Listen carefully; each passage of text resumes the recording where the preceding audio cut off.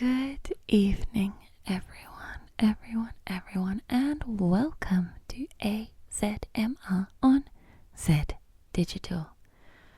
Going to start the show by acknowledging that this show was created on the stolen lands of the Jagera and Turrbal peoples. I pay respects to their elders past and present, and acknowledge that sovereignty was never ceded. Sovereignty never ever ceded. Thanks for tuning in tonight, everybody, for episode number 11. Episode number 11. My name is Polly, and I'm here to hang out with you for the next 2 hours while we create some AZMR radio and have a cute time and hopefully help you get to sleep. This is our second radiothon episode. And, things aren't as sad as last week. We don't have the sad birthday episode. This is just a regular Saturday, apart from it being radiothon. So welcome. Nothing super special except for that it's radiothon. So if you haven't already, you can head over to 4zzz.org.au/support and support Triple Z making radio. Did you know that only 1 to 2% of the humans who listen to 4ZZZ community radio station actually subscribe? And I understand not everyone has the dollars. I get it. But if you want to help us keep making radio, then head on over to 4zzz.org.au/support and subscribe, and you can get some cool merch, and you can become a passionate subscriber and get the sick tote, or you can be a super sub and your name will go on the wall. You can subscribe your pet. My cat Coco is a subscriber. She's a subscriber. So head on over, check it out. There's prizes. Get involved, friends. Get involved. If you want to check out past episodes, you can head to the Triple Z on demand webpage for zzz.org.au/program/AZZMR, and you can listen to the last 6 episodes there. Or you can head to YouTube and see the previous episodes that have dropped off the on demand. So 1 to 5 at this point. So they have relaxing visuals, which is just me recording 2 hours of something that's moving slightly. So that's pretty cute. Also on the social medias, Facebook and Instagram, AZZMR.4ZZZ on both of those socials. I think that's the YouTube one as well. Yeah, you'll work it out. You just gotta write AZMR but with extra Z's into the search engine. I don't know, you'll work it out. I trust you. Tonight's show, what we got coming up tonight? Well, actually we don't have much coming up tonight because everything I did took longer than I thought it would. So it's like a couple of things, and yeah, hopefully they don't drag. But everyone will be happy to know that I'm less depressed than I was last week. So thank you for bearing with me through all that. But coming up, we have reviews from NGamer magazine, which I thought it was the same magazine as Nintendo magazine, but it's a different magazine. I don't know, I just assumed they changed names at some point, but no. Upon reading, I discovered it was definitely a UK mag because it had things in like pounds and shit. So that's still fun to read Nintendo games reviews. It's only the lower rated ones and the ones they had a lot of negative feelings about, because those are always fun to experience, I think. So that's coming up. Also, I'm gonna be okay. So I got some presents. A 4ZZZ subscriber who enjoys my daytime program, which is a lot louder, which is Kids with Class Kicking Ass on Saturday mornings from 10 till midday on 102.1 FM 4ZZZ radio. So we have lots of listeners to that show. But someone sent in some things for me, which was nice because it was my birthday last week. A little parcel. And one of the things in that parcel is like a couple of packets of really like non-Lego. Do you know what I mean? The fake stuff. So it's got a, similar to the Lego logo brand visually, but different name. There's so many old and fake bricks out there. I don't know if this one came from like Aldi or somewhere, but I'm gonna put it together and try and like build the bricks. And so there'll be some tapping sounds and some Lego putting together sounds, so that should be cute. And towards the end of this show we'll be doing a kind of a guided meditation where you'll be scanning your body for just looking for any pain or discomfort or tension, and just focusing on that before you let it go, and hopefully help you drift off to sleep. And of course we'll close out the show with just some gentle piano, but again that's going to be recycled from previous episode because my hand's still a bit cooked, so we'll just do our darndest here, just doing our darndest. Yeah, that's the whole thing. So thanks for tuning in to AZMR on Zed Digital for episode number 11. Super cute time we're gonna have. And yeah, let's just do it.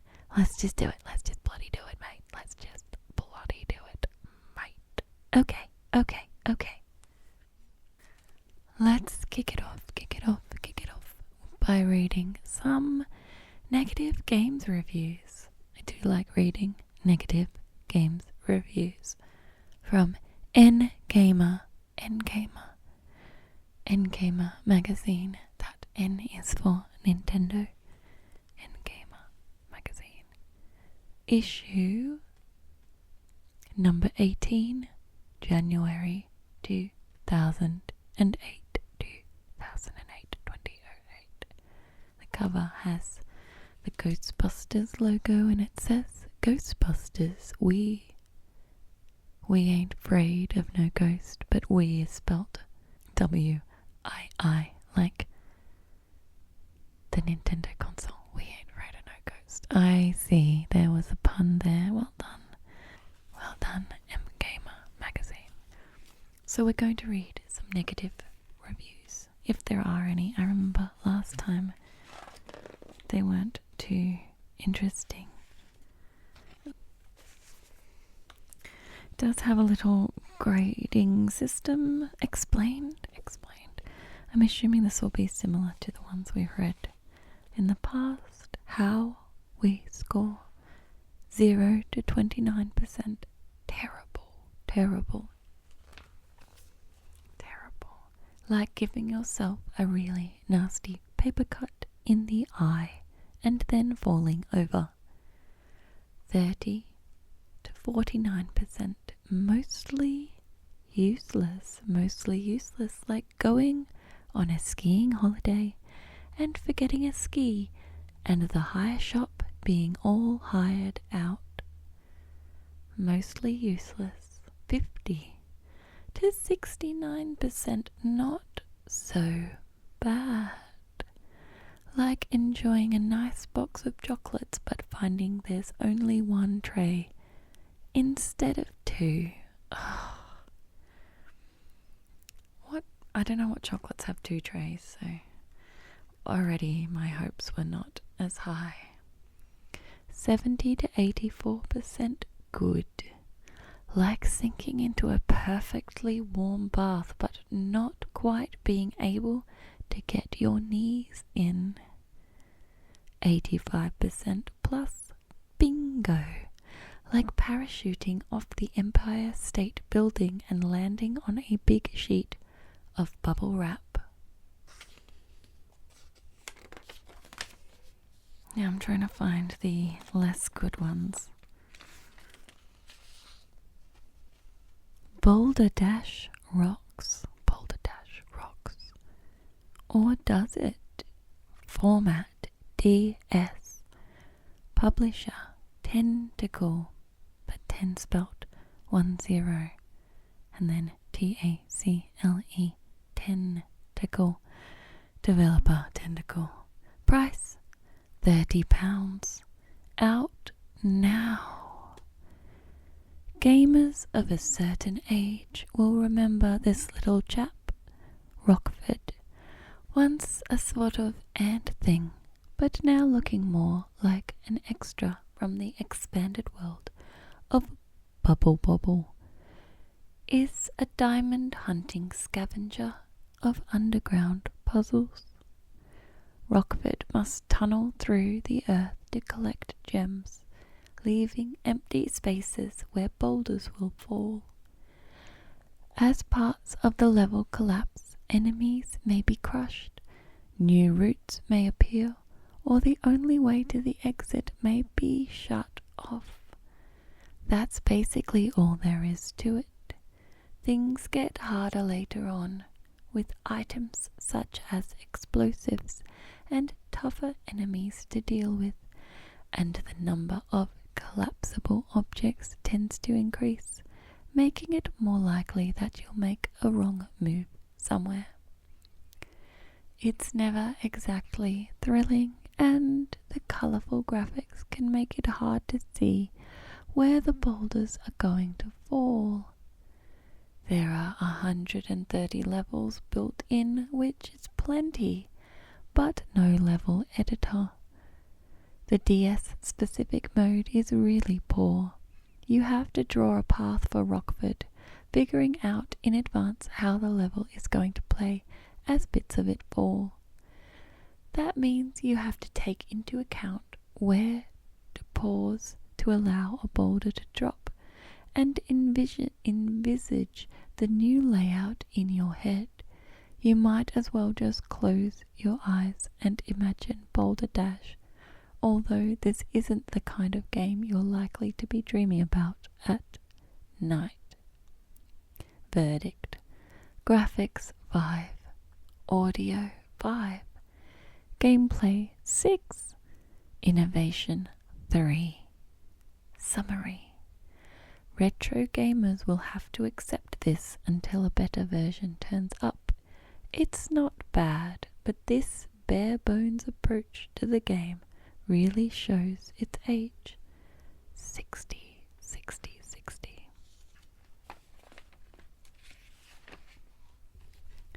The Simpsons game.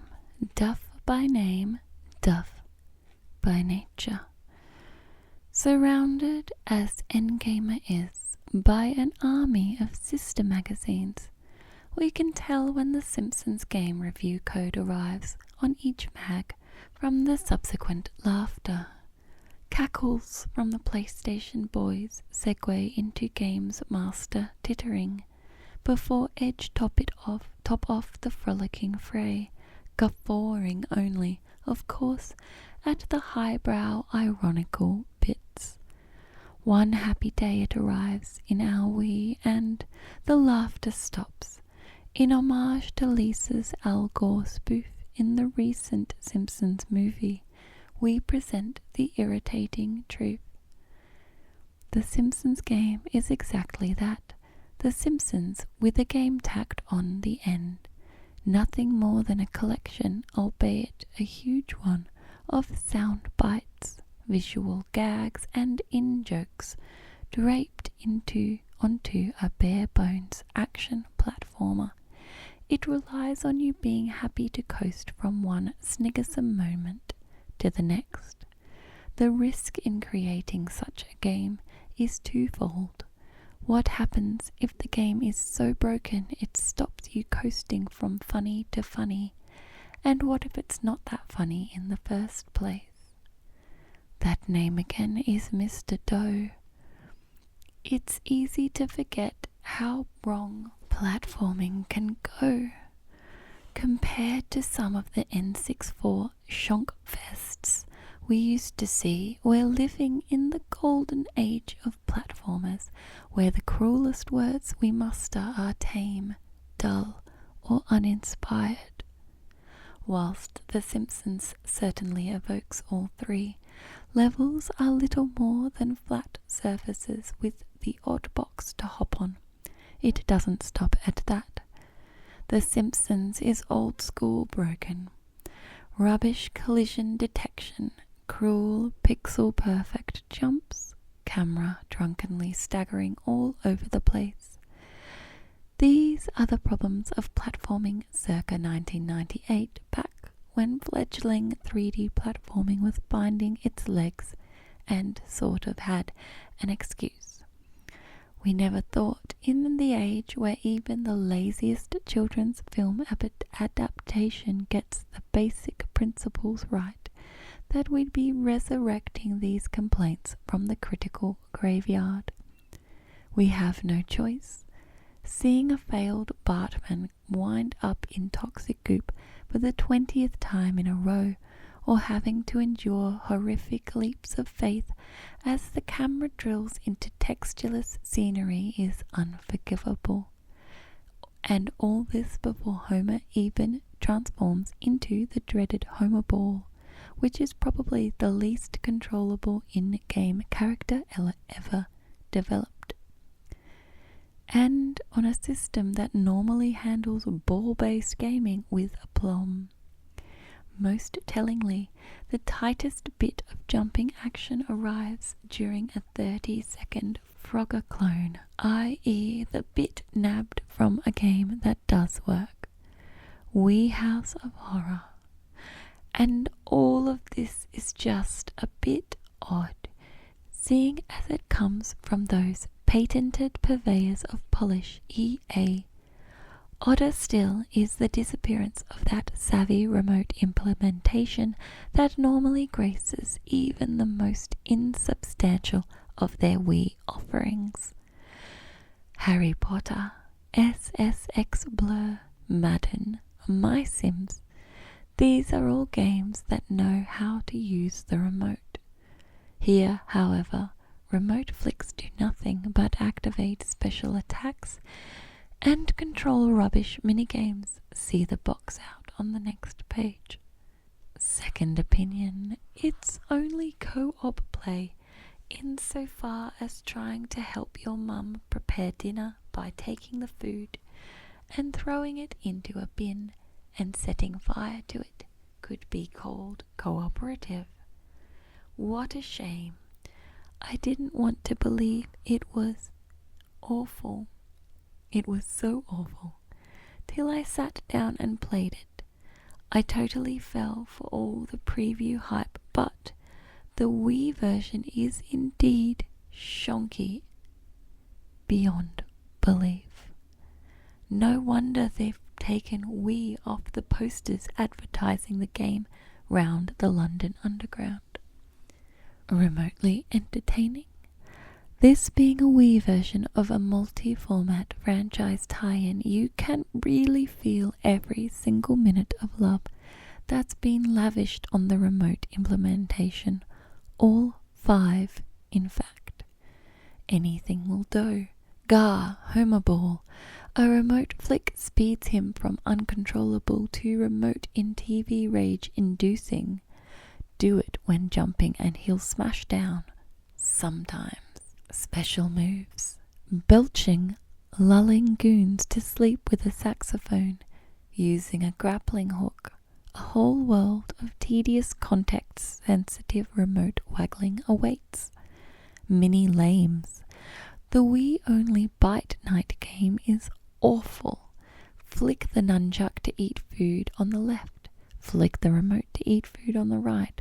Worst minigame ever.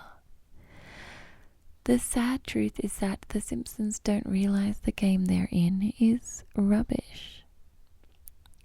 Okay, we're laying it on a bit thick, but the very nature of The Simpsons concept does little to endear it. The gag is as follows. The Simpsons realize they're in a computer game and take the opportunity to poke fun at computer games. The sad truth of it all, The Simpsons don't realize they're in a rubbish game and make fun of games 10 times better than their own. Smells like cat food. And so, whenever something horribly cliched happens, up pops comic book guy to point out just how cliched it is. Double jumps, smashing crates, jumping on springs, ho ho ho. Heaping on the irony doesn't alter the fact that level after level has been crafted from age-old level furniture and hackneyed devices. Deliberate rubbish isn't funny, it's barefaced cheek. Lumping other games into your spoofery is also a dangerous move. Going after EA targets, Medal of Homer, Bite Night, Will Wright, fine. But if it's by the book's lack of imagination you're trying to lampoon, don't aim your sights at Mario. When he turned up powering the EA Game Factory level, our jaws dropped. In the same month that Galaxy perfects the platformer, the Simpsons game has little right to utter his name, let alone give him a part to play in this sordid affair. Don't call us grumps. We love The Simpsons as much as the next guys.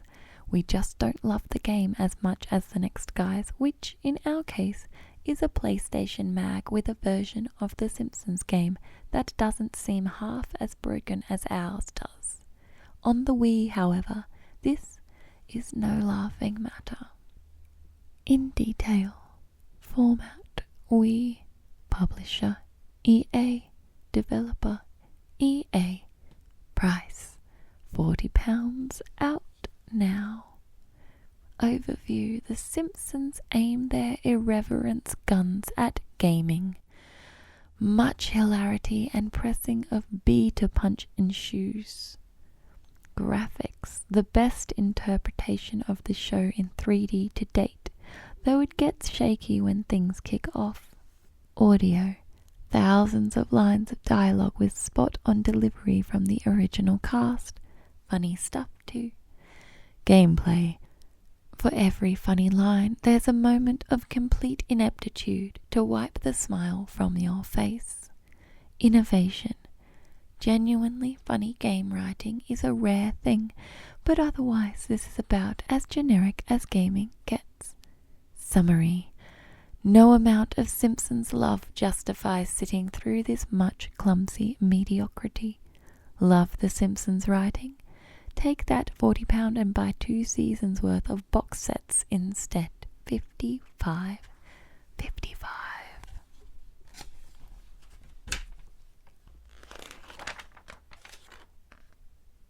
Tony Hawk's Proving Ground. Format, Wii. Publisher, Activision. Developer, Neversoft. Page 44. Price, £40, out now. Tony Hawk's Proving Ground. Not a vintage performance from the man who invented wheels. Right at the start of the game, one of the characters informs us that a skateboard is more than 4 wheels and a piece of wood. And he's right, as far as this game goes, because controlling those wheels and wood in the real world is entirely intuitive. You fall off a few times, you get better at it, and you break your ankle if you try too much too soon. On Wii, we always thought there was potential for the motion controls to replicate a similar sort of learning curve. Perhaps that potential still exists, and some future game will manage to tap into it. EA's Skate, maybe? But Tony Hawk's Proving Ground is definitely not the one. Stuck in a proving Groundhog Day. The main problem is that it's extremely hard to repeat some of the moves with any sort of consistency. The controls are incredibly sensitive at times. For example, flicking the nunchuck upwards will do a kickflip in the new slow-mo nail the trick mode, but returning it to the neutral position in readiness for the next motion can often set off a second, unwanted trick that messes the whole thing up. At other times, the game seems to get stuck in a loop, waiting for an input that no amount of frantic shaking seems to register. The first time this happened to us, we thought it had crashed. To skate faster, you have to do an aggro kick by repeatedly jerking the remote downwards, as though hammering a nail. Apart from making it much more awkward to time the use of the A button for jumps while this is happening, it's a very irritating activity. Other motion controls include bringing both hands together to help land a trick in focus mode, and pushing both hands forwards to check physically assault a pedestrian. Again, we had trouble getting the game to register the commands perfectly every time. It doesn't help that the game you've got to work so hard to like is little more than standard by the numbers Hawk. It's good that they've chopped out much of the jackass stuff and the extra vehicles, but they've also chopped the city from free roaming bigness to smaller chunks of dull, lifeless streets. 4 wheels and a piece of wood don't add up to all that much here. Overview. Skate the brown streets of urban Dullsville.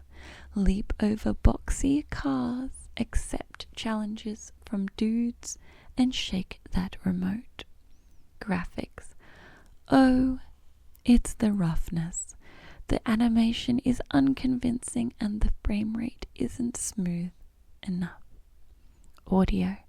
A fairly inoffensive soundtrack, noises of wheels and stuff, plus the odd bit of chatter. Gameplay. Dude, show me how you can jump over those cars. Now try doing it with some dodgy controls. The innovation. The game has some decent features, but it's all brutalized by the merciless shaking. Summary. A disappointing outing for a once great series. Only the most hardcore fans are going to persevere with it, and even then, it just doesn't work properly. Gah. 53.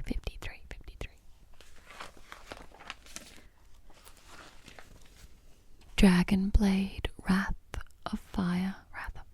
Clearly the bastard offspring of Anne McCaffrey and cardboard.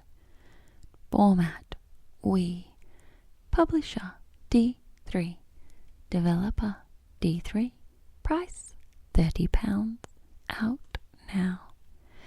If ever a game was in desperate need of some hammy Patrick Stewart voiceover work, it's Dragonblade.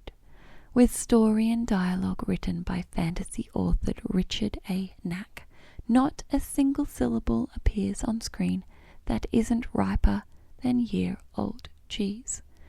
Character names that read like anagrams of Czechoslovakian surnames, and references to mystical blades. In the generic stakes only, the gameplay outdoes the script. We're talking about the most basic hack and slash, and lots of it. Sure, you're hacking through a variety of caves, fields, waterfalls, and temples, but so derivative and samey is the hacking itself that you could be fighting on top of a jelly shaped like Miyamoto's head, and you'd still think you'd seen it all before. Wafting the remote to send the titular blade flaming across the screen is a wrist killer, and directional attack distinction has little effect on strategies. Combo meters and end-of-level statistics don't earn you bonuses, points, or skills, but seemingly appear only to trick non-questioning gamers into believing they're playing something akin to Devil May Cry. Progression sees increasingly fiery attacks unlocked with each tiresome boss encounter, but while swishing around flaming fists or sprouting a fiery bonce is more interesting than the sword flailing, it's still not enough to spice up the hackneyed remainder. Verdict: graphics 5, audio 5, gameplay 5, innovation 5. Summary: utterly uninspired stuff in every single way imaginable. This is a game that was born to score a mediocre 50% right across the board. 50, 50, 50. Animal Paradise. Say goodbye and lock the cat flap behind him. Format: DS. Publisher: Empire. Developer: Silver Star. Price: £30. Out now. In a market already saturated with digital pets for the brats generation, the release of yet another pet product hardly seems worth mentioning, unless it's this one. With marketing to rival Sheila's wheels, its main selling point is the car crash compellingly cute photographic style of Yonio Morita, otherwise known as the man who nauseated a planet. You feed, bathe, stroke and play with the animals on the touch screen, and your aging relative is able to take photos of them. You can later view these photos on the top screen, now surprisingly transformed from DS Shonkery to Morita photography. The actual animal interaction isn't brilliant though. There's too much on-screen prompting, and the animals' reactions are too predictable and limited to be of much interest. In one respect though, you could call it a revolution in animal petting games. That's right, touch fans. No more of this stroke one side of the dog only guff. Now you can choose which bit of the puppy you want to play with, and spin it around in glorious 3D. Eventually, micromanaging a whole menagerie of dogs, horses, and hamsters, all the game requires is that you check in with each one from time to time to keep it happy, and you'll win more photos. This is Tosh-driven, pre-adolescent, annoyingly cute rubbish. Verdict: graphics 7, audio 7, gameplay 6, innovation 2.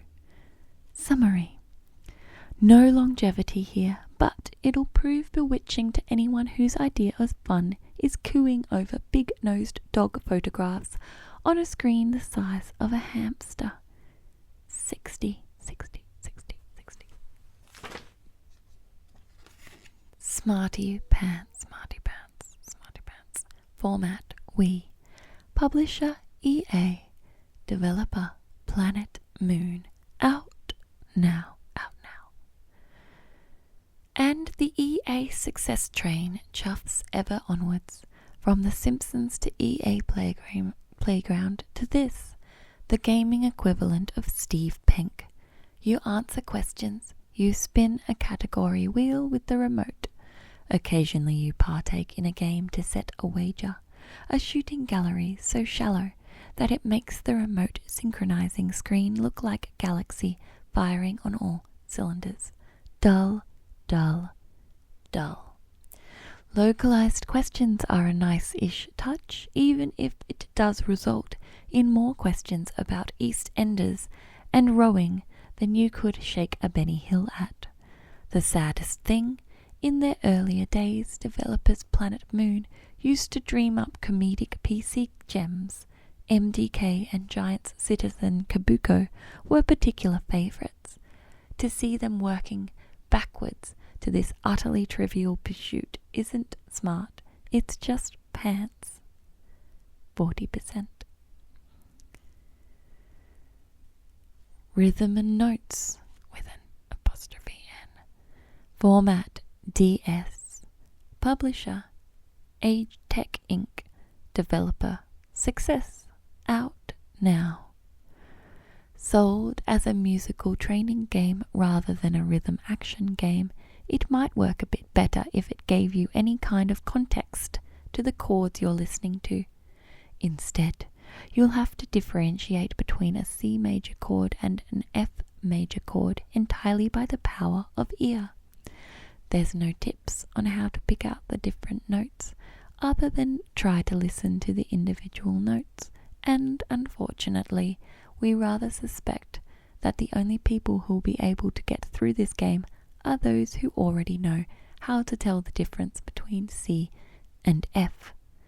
One half of the game is dedicated to rhythm repetition, which plays like a knock-off version of a weak rhythm tengoku that only a heavily medicated one-man band would want ever to listen to.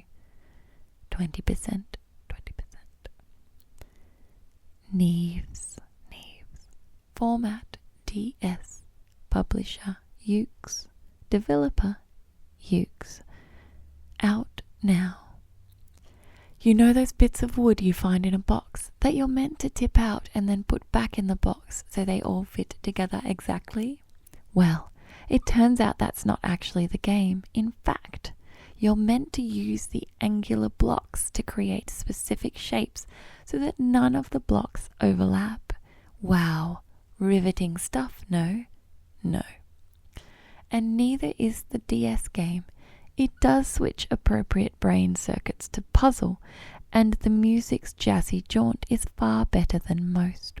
But do you really want to spend your time shuffling 7 pointy shapes around into different kinds of animals and household objects? Didn't think so. 58%. My Horse and Me.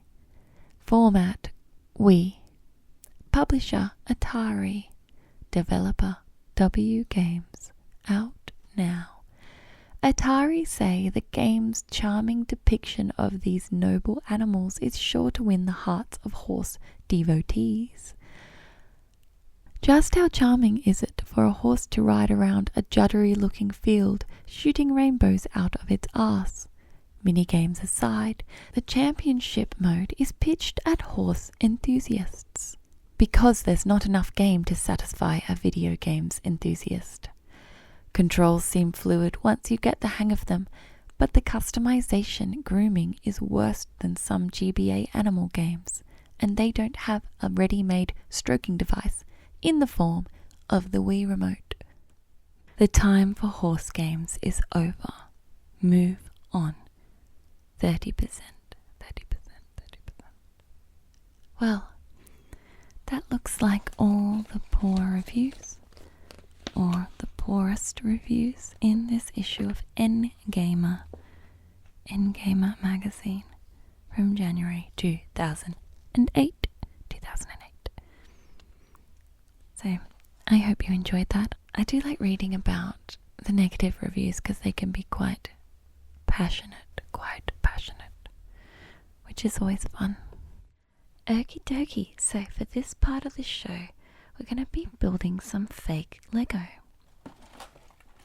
I've got 2 packets here. Now these were a gift from a listener to the Kids with Class Kicking Ass program on 102.1 FM, and the listener sent these into the radio, and I'm going to build them.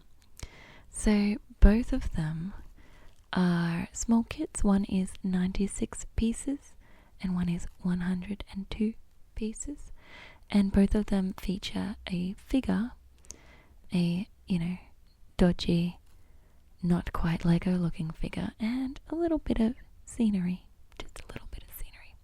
Both of them are pirate themed,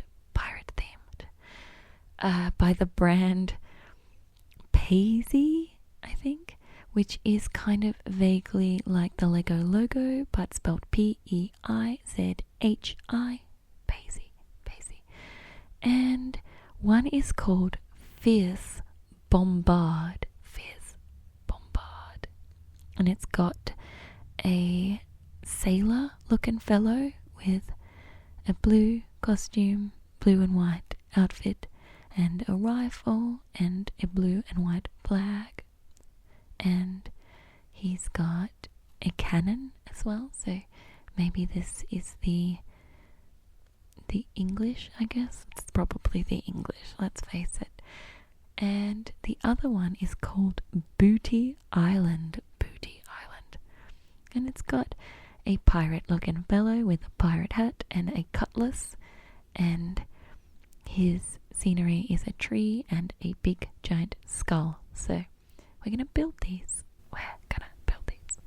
So we're gonna start with Fierce Bombard.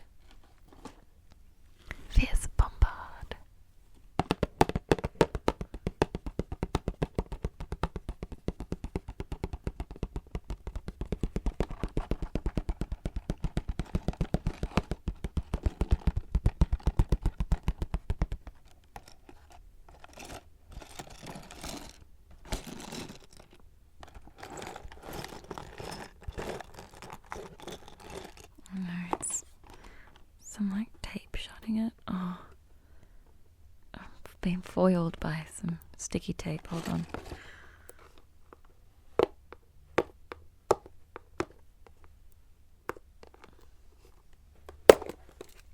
There we go, I got it.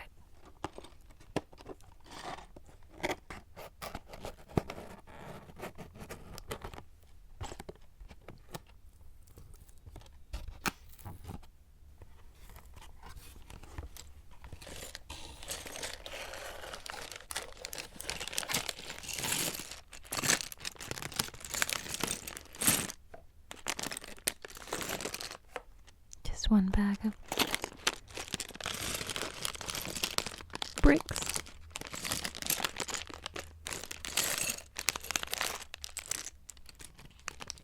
These look very similar to Lego. I vaguely remember years ago there was a brand that made similar to Lego bricks, and I'm pretty sure Lego was suing people, I guess. I would assume they're probably patented, but I assume at this point in time, since everything's made in the same darn factories, that there's probably a lot of fake knockoffs around. But anyway, there's some instructions.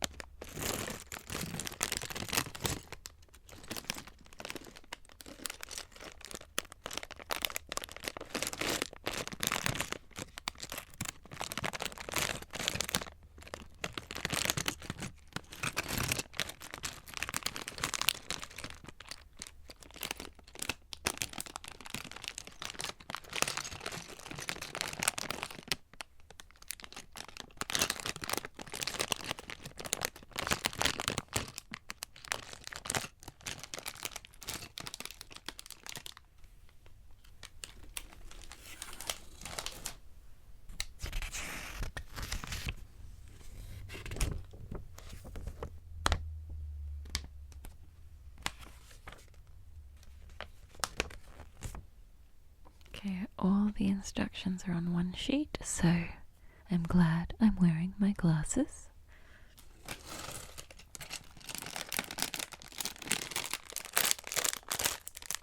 Okay, just opening the packet here, and I'm gonna tip them all out and just, I don't know, rummage, I guess.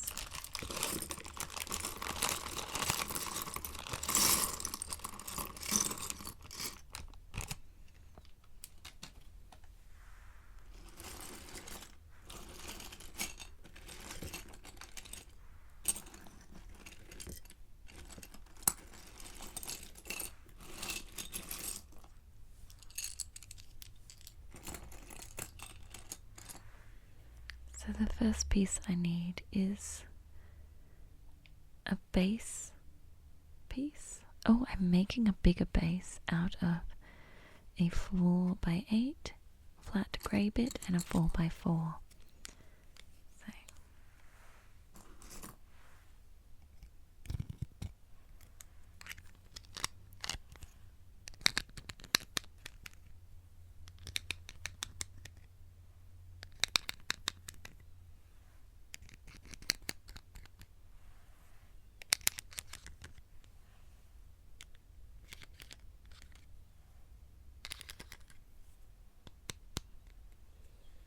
okay, we're connecting them with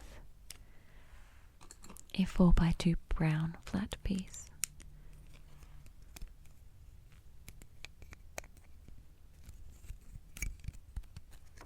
Cool. Now we need 2 little shrub looking bits, and they go on the corners, opposite corners.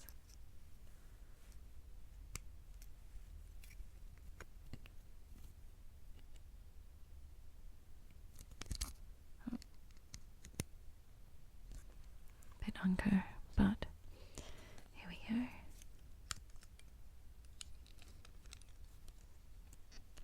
And we need 4 little slopey bits and all the colours of things. Oh, I see.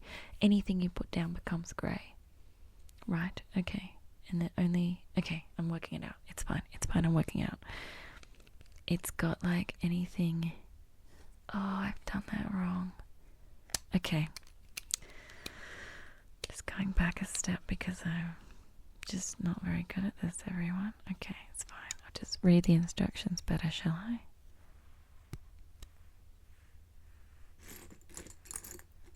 So I've got some little slopey bits.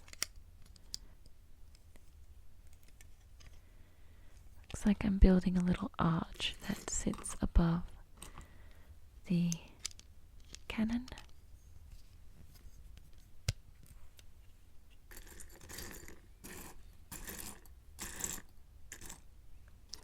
I can't find my... Oh, there it is. Never mind. I was looking for another slopey bit.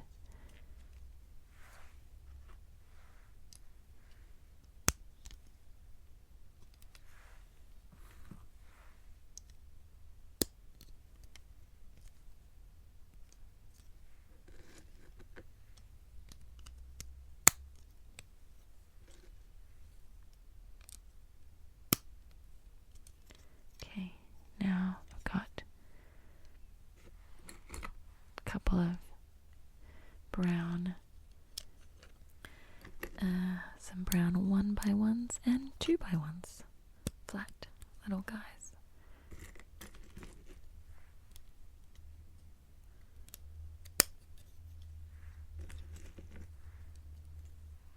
Oh shit.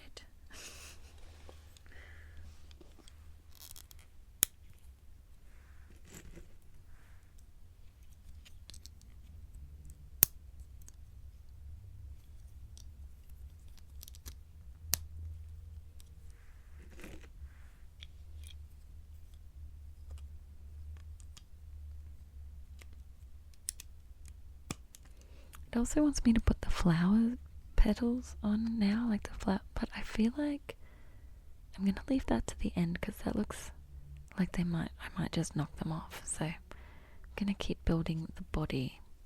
The body! I'm putting the cannon base on now.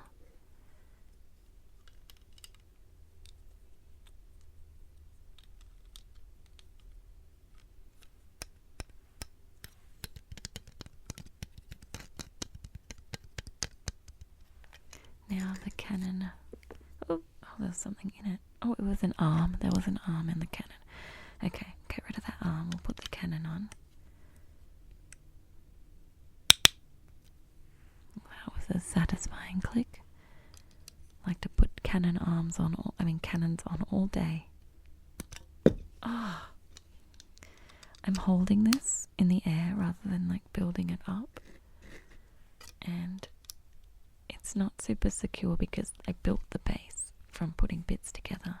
They're only connected by a couple of blocks, so they just keep on dropping bits. It's fine.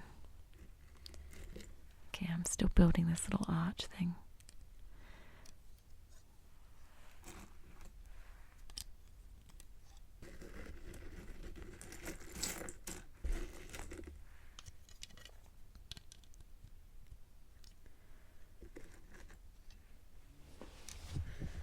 Got some round white bits, some tubular bits in my arch. Don't know, it's kind of a...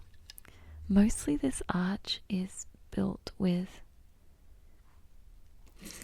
like flat bricks, if that makes sense, which is super odd because, you know, you need less bricks for tall bricks. I don't know. Maybe they just want me to feel like I'm doing more. I literally keep dropping this. It's fine. It's fine. Maybe I need to rest it on a surface. Just trying to get these clicks in the microphone. It's not going super successfully, if we're being completely honest. There we go.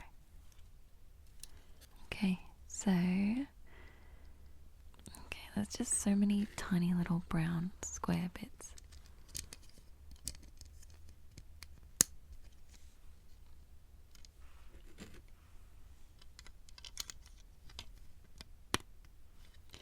I suppose they do look like real bricks if you think about it.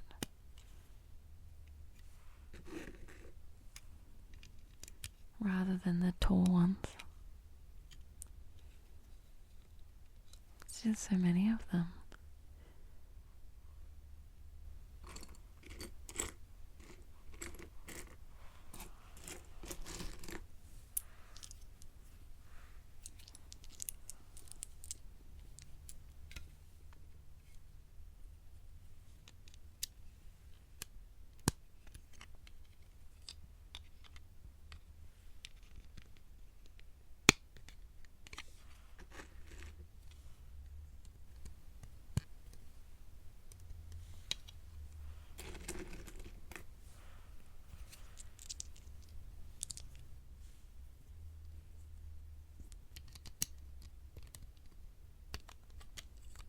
I keep pulling it apart.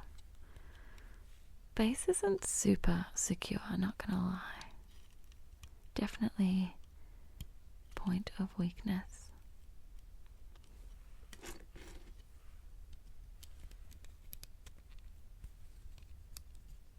Oh my days. Okay, maybe I need to be doing this on a flat surface. I keep breaking it. Okay. This is fine. I'm so good at this.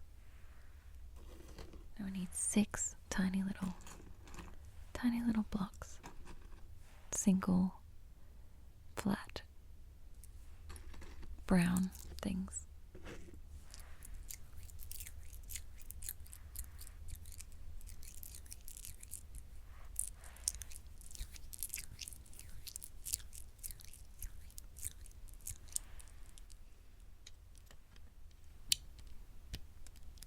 One.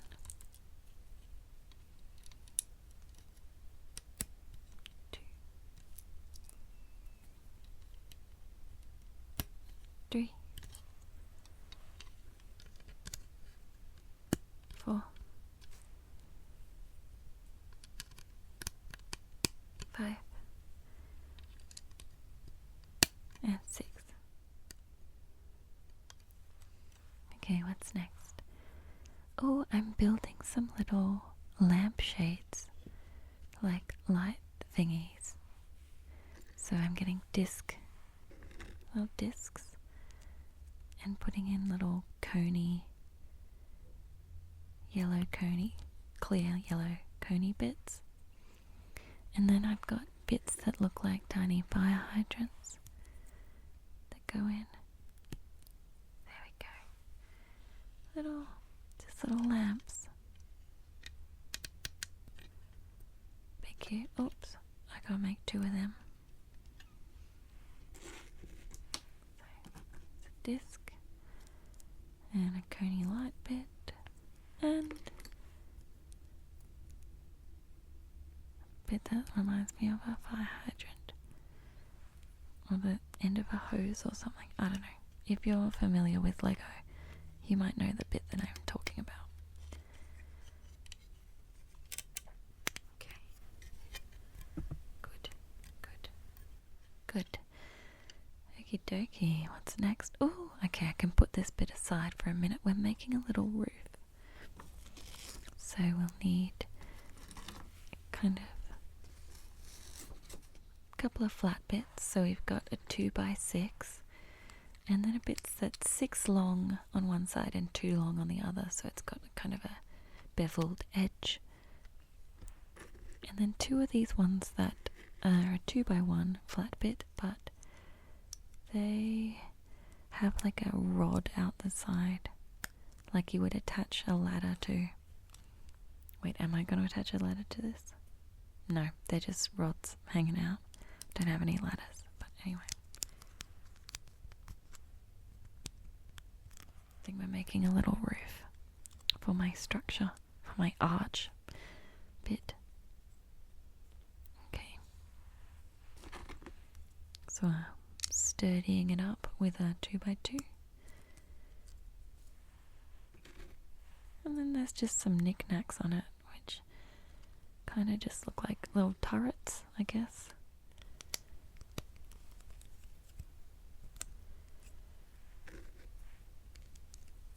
Or cannon supplies.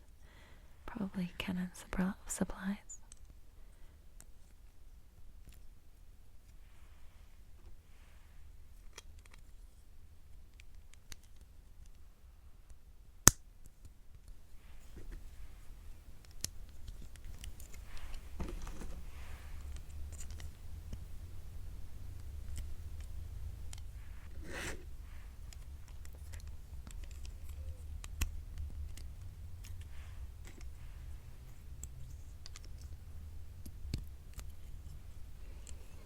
There's a flagpole.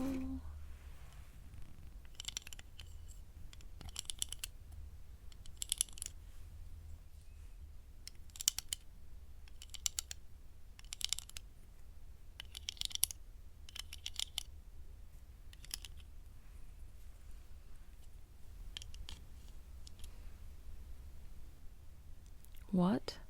Okay. So the flagpole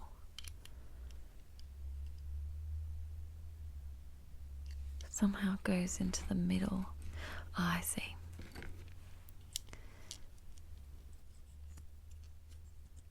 Okay. Oh, this is hard. Okay, this is fine. Good at this. So I've got to put the flagpole in the middle of the roof bit. But I'm just a bit shit at it.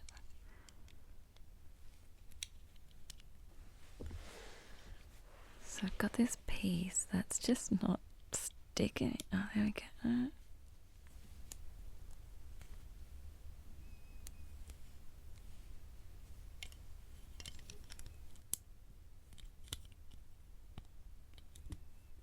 Okay, so this bit, okay, the flagpole goes in the middle of the roof. And now I've got to make a flag, I guess. So we've got one tiny brown dot, which is nowhere. Cool, good. Things are going well. Maybe it's in the cannon. Nope, okay. Don't know where this piece is. It's fine. I had low expectations. So we're making a flag with a black 2x3, 2 black 1x3s,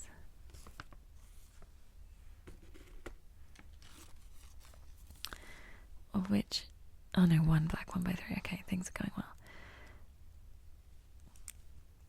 And then 3 bits that are 1x1s but then have like a clippy edge so I can clip it to the flagpole. there are these flat 4x1 bits that have a smooth top. 2 whites and a blue, and I'm making stripes.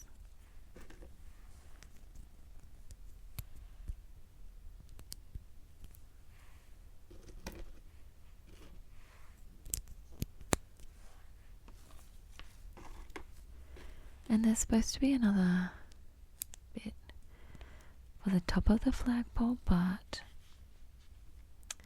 I feel like that bit might have not made it. Not quite made it into this set. It's okay. Oh no.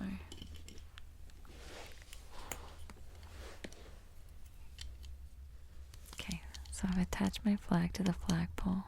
Flagpole doesn't super want to stay in, but now, okay, now my roof is going onto my structure that has like the lights and the cannon and the what have you. Oh, this thing is not stable. I wish they'd just given me, like, instead of a 4x4 base and a 4x8 base, I wish they had given me a 12x4 piece, because it's not my favorite. This is fine. Okay, this is fine.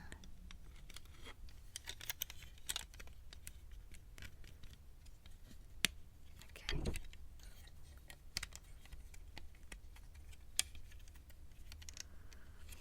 Okay, we're getting a little bit more structured. It's connected in more than one point now, but there is no dot on top of my flagpole. Maybe there'll be a bonus piece at the end that I can just put up there. It's weird because there's instructions on the back for a set that isn't in this set. Okay. Oh, it's got how all the sets go together and how you can turn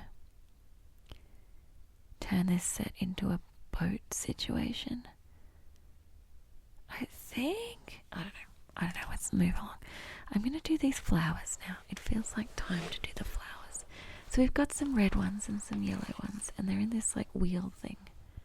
So I got to break them out of this wheel.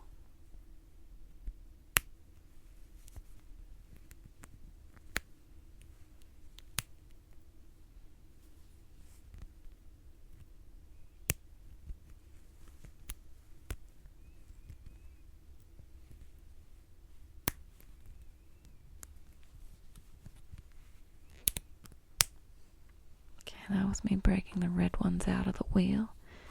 I'll plop them on the thing now.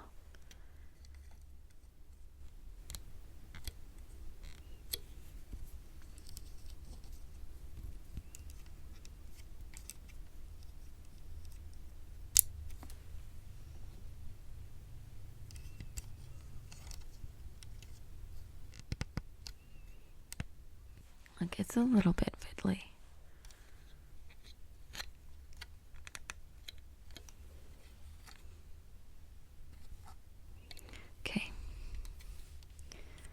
I've got the red ones, now there's yellow ones.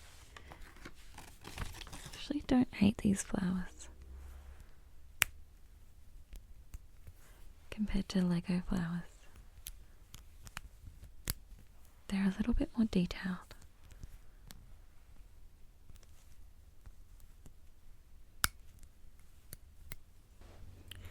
Now pop these flowers on.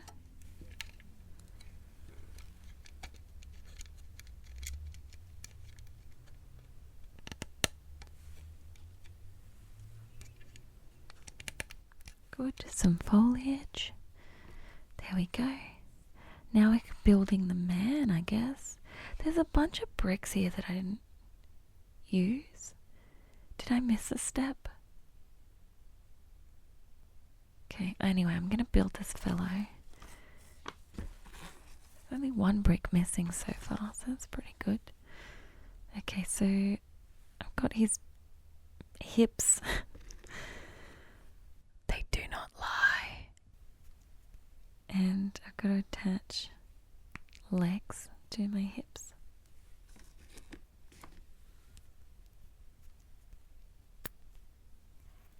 Cool. Ooh, these legs move out to side. You know how real Lego only moves front to back? These ones move out to side to side. Okay, I'm attaching his torso and his arms. Okay.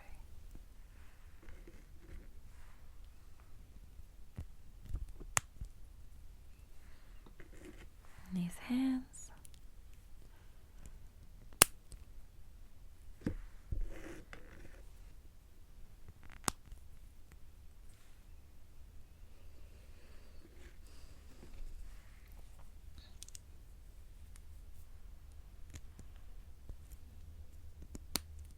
Oh, their face is scary. It's like narrow at the bottom, like they've tried to give him a jawline. And it just looks terrifying. His shoulders are much too wide. It's a bit creepy, but it's fine. I'll give him his gun.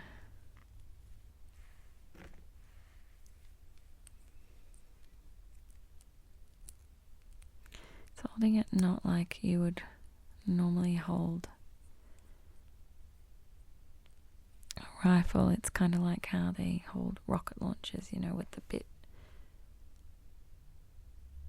like over the shoulder. Anyway, it's fine. I'm going to add him to my little display here.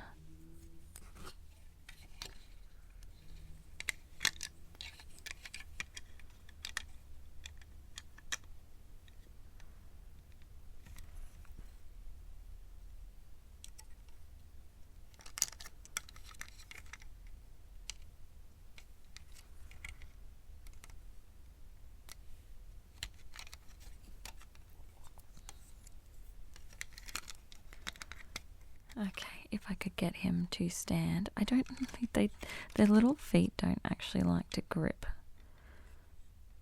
the things very well. I don't know. Okay, maybe he's just for display purposes.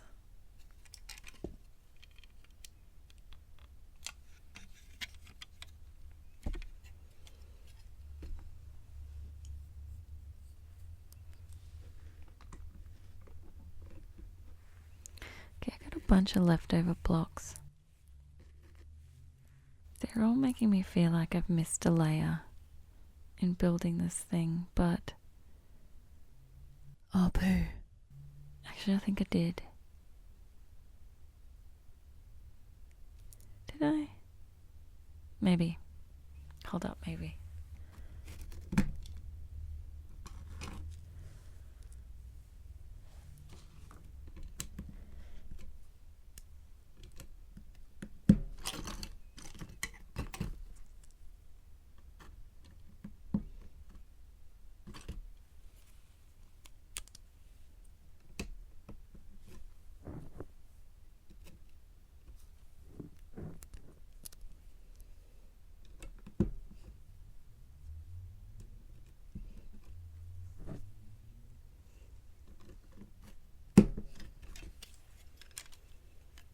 Okay, I've missed a layer in building my brick. I don't know, I missed a bit. It's fine. We're getting there. If only I could follow instructions. Cool.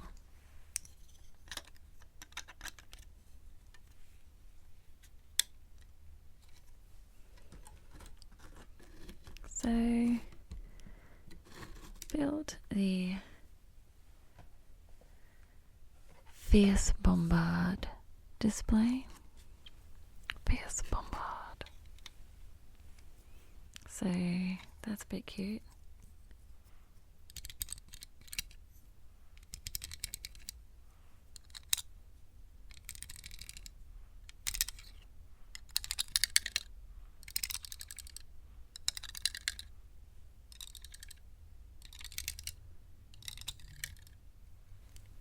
It's a bit cute.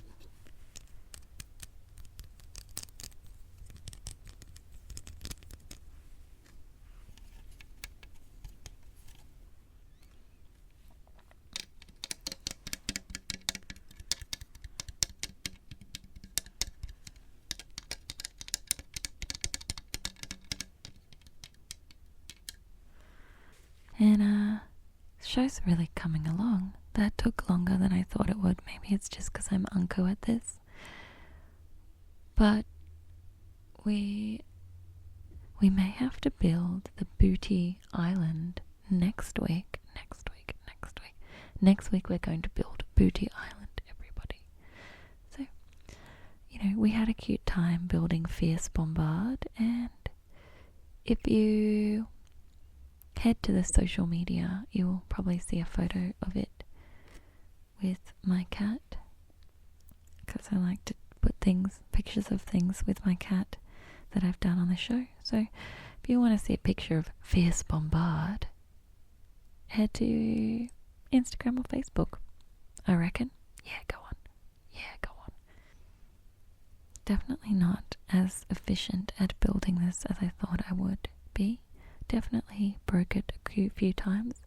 My review is that the minifigure is definitely scarier looking, although its appendages move a lot more, like have a lot more range of motion. Like the shoulders can kind of move up, the legs can kind of move out, like it can straddle a horse or something. But they're just scarier looking, I think. The face it's got a chin, and I'm not loving it. All in all, definitely doesn't feel as high quality. Almost the plastic is like just not as nice, but I did prefer the flowers. They were a bit cute, and all in all it was pretty similar. It's pretty similar if we're being completely honest. Yeah, pretty similar. Yeah, I'm not terribly I was only missing one tiny little bit as well, and I very well could have just lost it somewhere around me. I thought I was being careful, but very well could have lost it.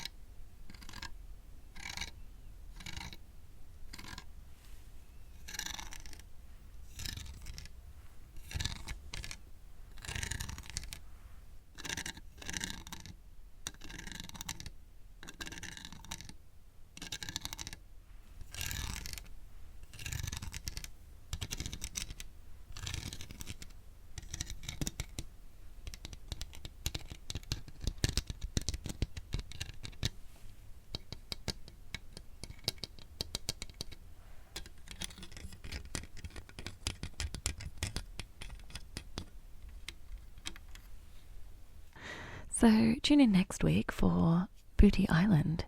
Booty Island. Booty Island.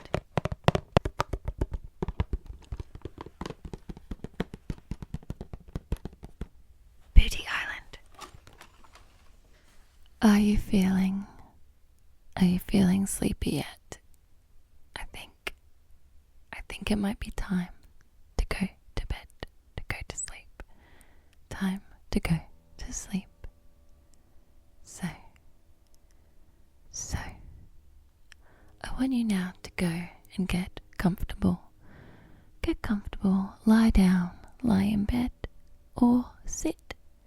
Sit in a position that allows you to move a bit and stretch your body easily and comfortably from where you're sitting or lying in bed, or wherever you are lying. Yes. Now it's time to close your eyes. Close your eyes. And I want you now to focus on your breathing. Focus on your breath.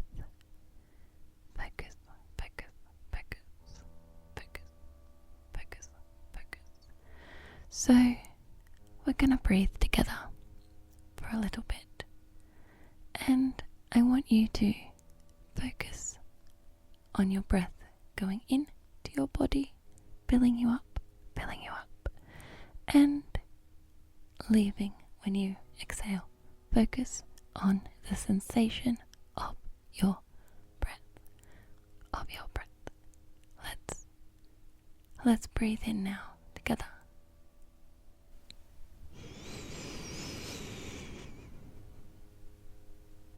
And out.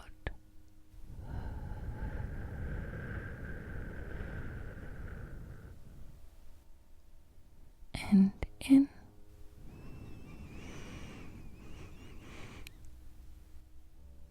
And out.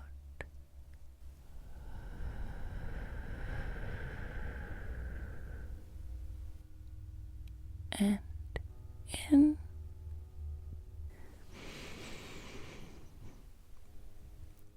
And out.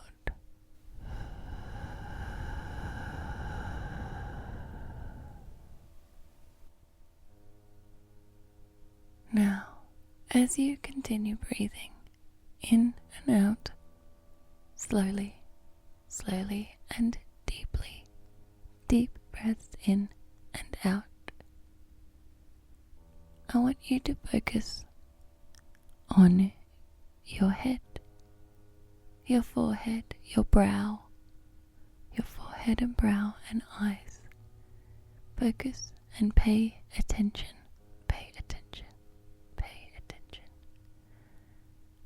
And become aware of any sensations of pain, of tension, of any discomfort in your brow and eyes and forehead, brow and eyes. Do you need to frown and then relax to release that tension? Just focus on any discomfort in that area. And if at any time you start to notice some pain or discomfort, I want you to acknowledge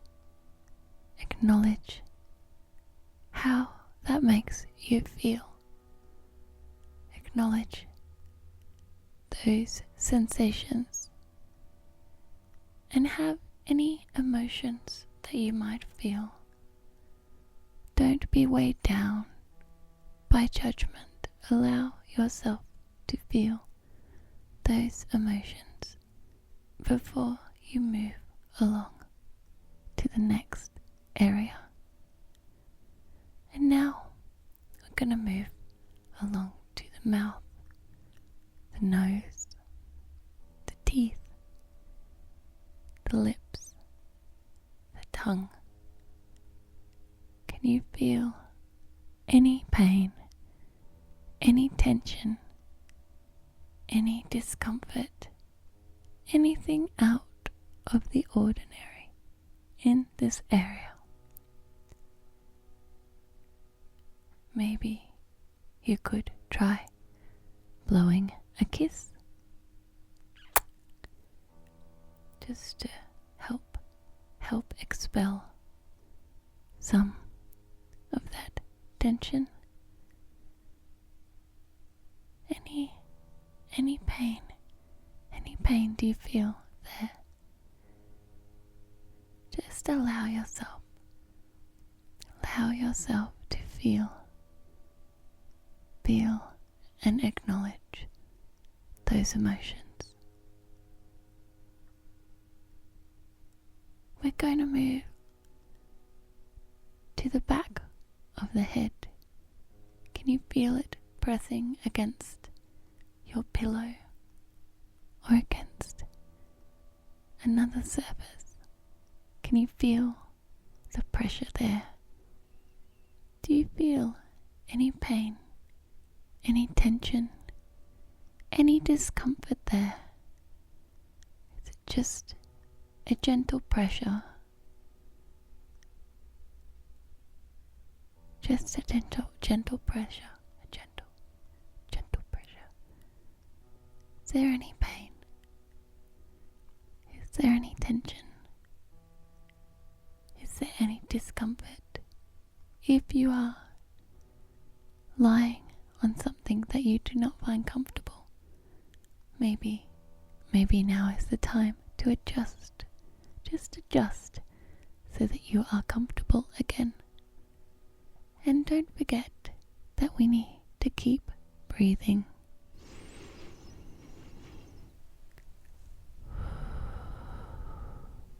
Keep breathing. We're now going to move to the neck. Move your awareness down to your neck. Feel any sensations.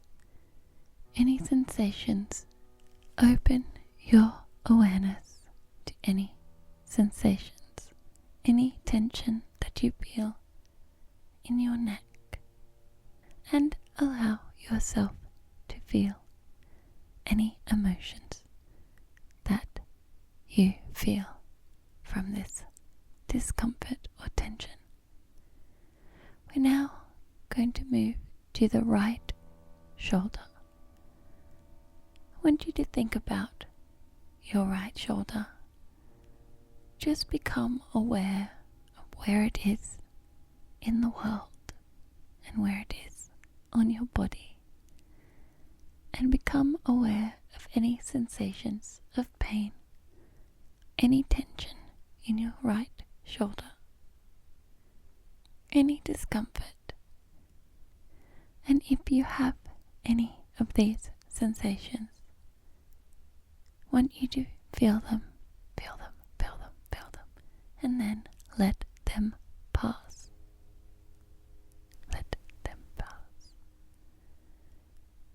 And we're going to think about your arm, your right arm, your upper arm, and your elbow. Your right, upper arm, and elbow. Any tension, any pain, anything you're feeling here that doesn't quite belong. And let's continue breathing. And as we keep breathing, we are imagining that pain is decreasing with each breath that we take.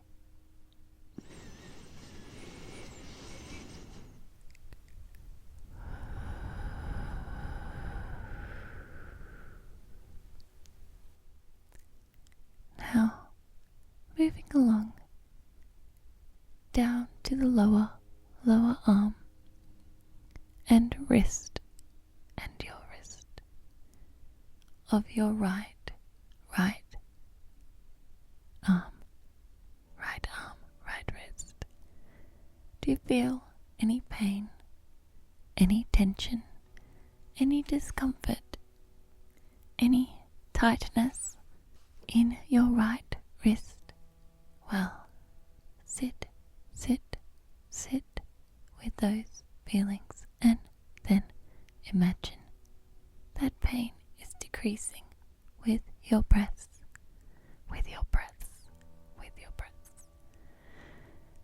And now we're moving down to your right hand. Each finger, give it a little wiggle. 1, 2, 3, 4, 5. Each finger gets a little wiggle. Become aware of each finger. Aware of any sensations, any pain, any discomfort, any tension, any weird feelings, sensations that don't belong. And as we breathe,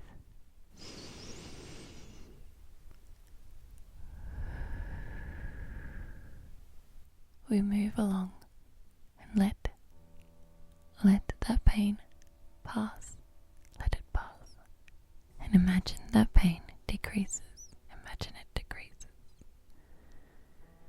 And as you slowly release your awareness of your right hand, I want you now to become aware of your left hand. Each left finger.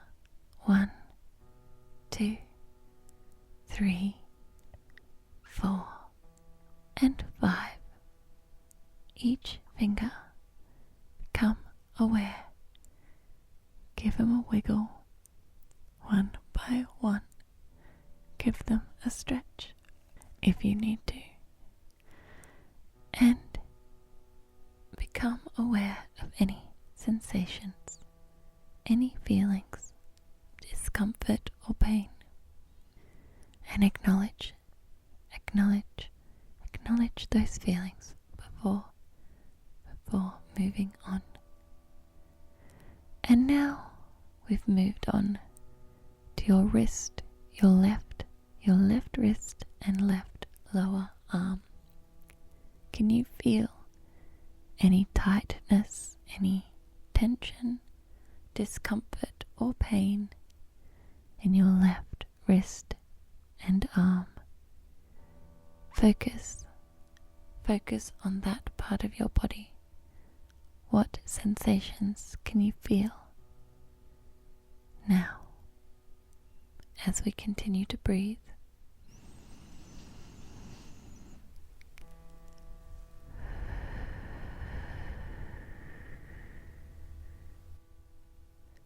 We imagine that pain and discomfort decreasing before we slowly move along to the elbow of your left arm, your left upper arm.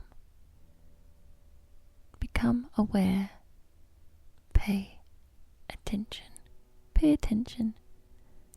to your left arm and elbow. Any awareness that you have of sensations of pain, tension in this area, focus. Now, let's let any emotions pass. Let's let them pass as we move up to our left shoulder. Now focus on that part. Open your awareness to your left shoulder. Does it have any tension? Does it have any discomfort? Any pain? Any pain in your left shoulder? Think about your left shoulder. Focus. Any pain there? Let us sit with those emotions that cause or that result from that pain. And now let them pass as we continue breathing and continue slowly releasing that awareness, releasing that concentration of your left shoulder as we move into your chest. And now focus on your breathing. Your breathing in and out.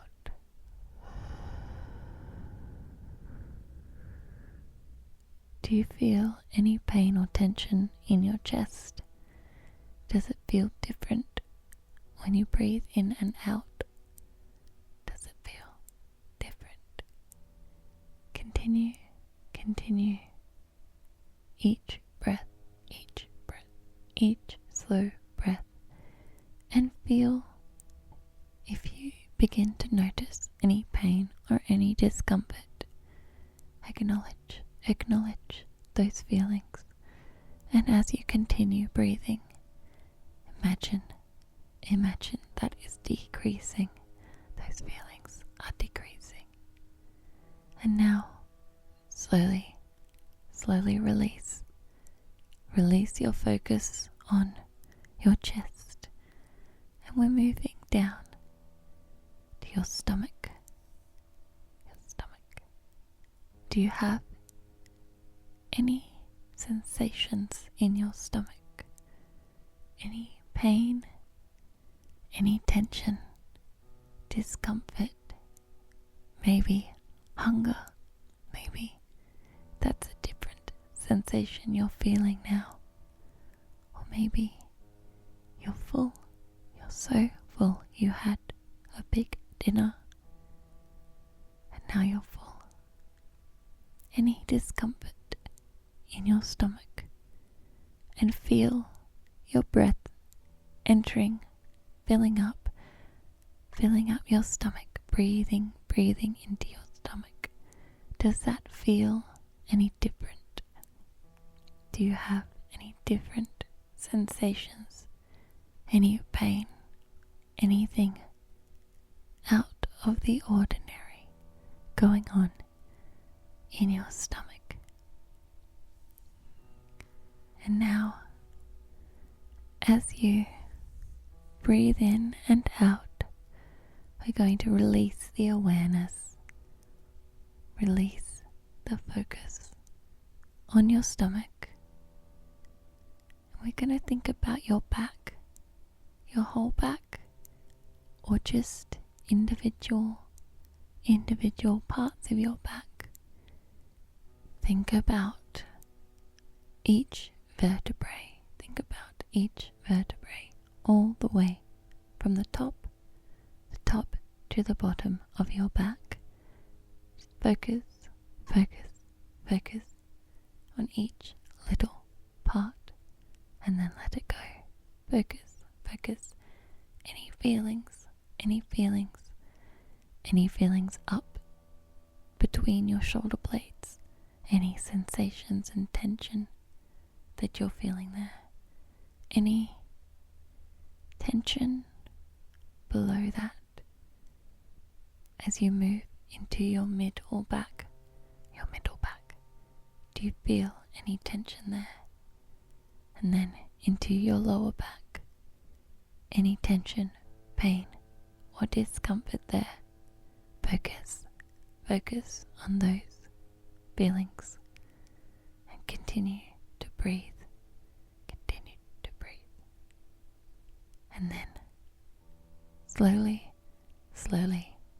release the focus on your back very slowly. It's a lot of tension we carry in our backs. We're going to imagine that dissolving as we breathe in and out, and we're going to slowly lose our focus as we begin thinking and focusing on our hips.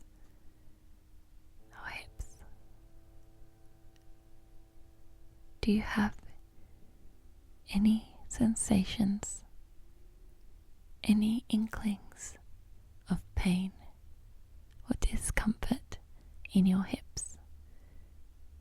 Any tightness across your bottom?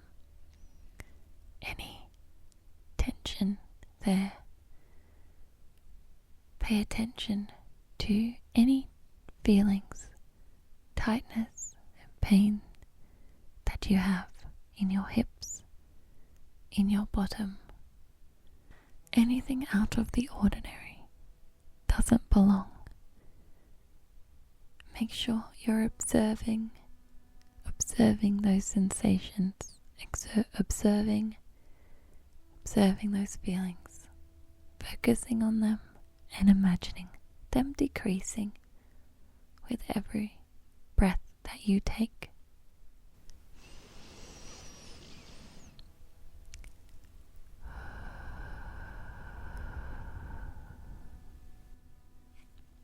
And we're going to move down now to our right leg,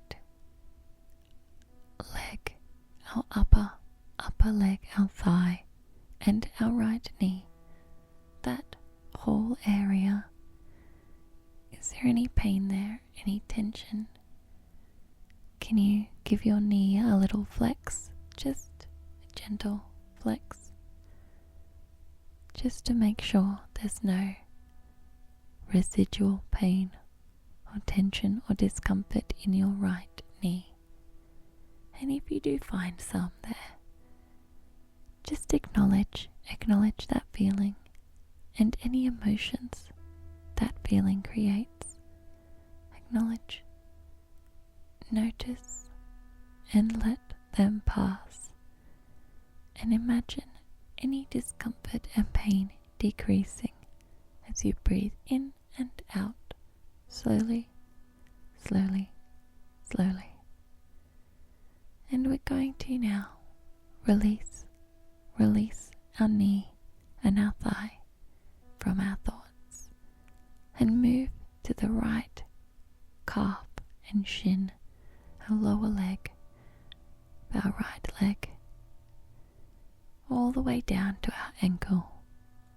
Focus on any feelings of tension, pain, or discomfort in our right leg, our lower leg and ankle. Make sure you're paying attention to any discomfort you might feel. And then moving down to your right foot, maybe give it a little twirl of the ankle, just a gentle circle, just to make sure there's no extra pain or tension in your right foot. Focus on your right foot. Anything that doesn't quite belong there. Are your socks too tight? Are they cold? Did you forget to put on your socks? Oh no. Focus. And then slowly release your right foot and begin thinking about your left foot. Focus on your left foot. Maybe twirl your ankle, just a little twirl, gentle twirl to make sure there's no extra tension held in your foot, your left foot. Focus and pay attention to any feelings in your left foot that do not belong. Now we'll move up to your left ankle, your left lower leg, shin, calf, and ankle. Do you have any sensations of pain, any tension, anything that doesn't quite belong in your left calf, left ankle, left shin?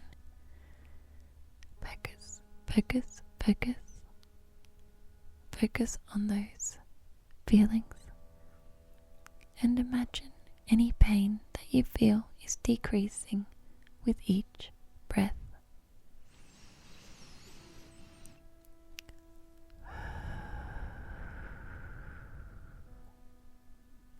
And now move up to your left knee and left thigh.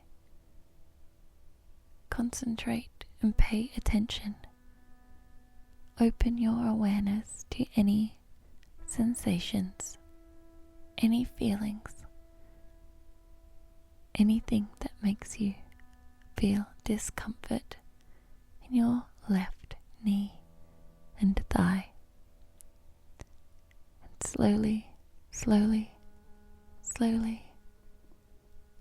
release awareness. Slowly release awareness. Now let your awareness travel. Allow your awareness to travel up from your toes to your hair and down from your hair to your toes to travel up and down, across, from side to side, side to side, across your whole body. As you continue to slowly breathe in and out.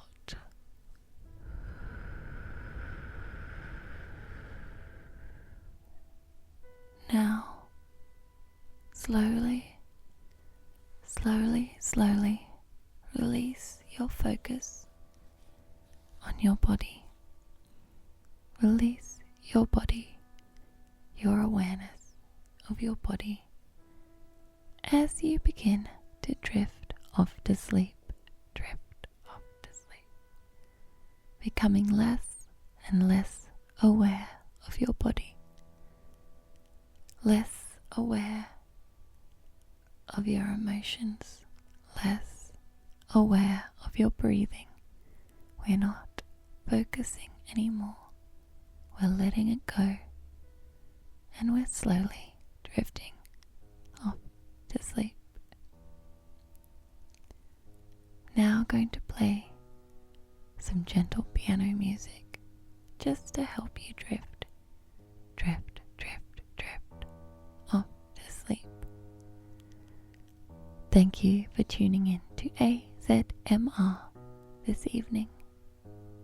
Good night, everybody.